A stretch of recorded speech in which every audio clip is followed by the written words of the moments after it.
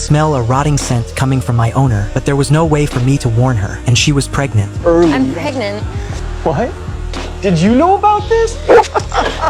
I loved lying on my owner's belly. I couldn't imagine what was going on inside Eve's magic sack, where the baby was being assembled. I just hoped it would look like me. Time passed quickly. Eve was getting close to giving birth. When the baby was born, I was stunned. I had never encountered a creature quite so beautiful. Zoe, Enzo, he's your family too. And he'll always protect you.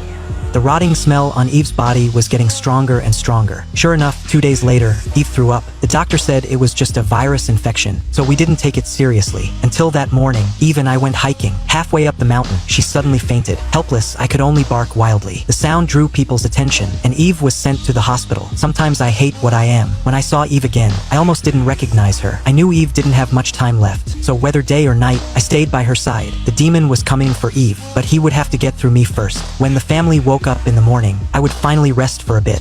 Lazy dog. Other than feeling heartbroken, there was nothing I could do. The day of farewell still came. Eve told me she wasn't afraid anymore. She asked me to take good care of little E, then gently patted my head and left peacefully in her dream. The next day, I stood by the window, watching everyone walk farther and farther away. I walked to the bed, picked up Eve's favorite hat with my mouth, lay down on the couch, and breathed in that familiar scent. Felt like she had never left. Blow after blow came, and Danny was on the verge of breaking down. It was pouring outside. Danny wanted to go out and let it all out. I didn't feel at ease, so I followed him, but Danny ran too fast, and I was too old to keep up with him. When I crossed the road, I was hit by a car. Oh God!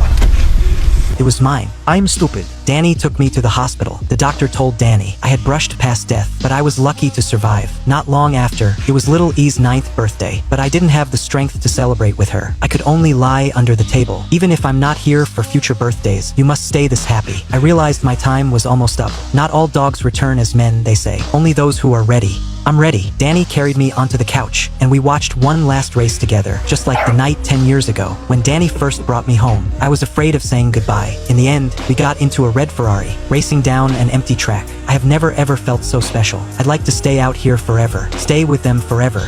Faster, Danny. Faster. 8 years later, Danny had become the best race car driver. At that moment, little E came over with a little boy, asking Danny for his autograph. Come ti chiami? Enzo. Enzo. Sì, mi chiamo Enzo. My name is Enzo.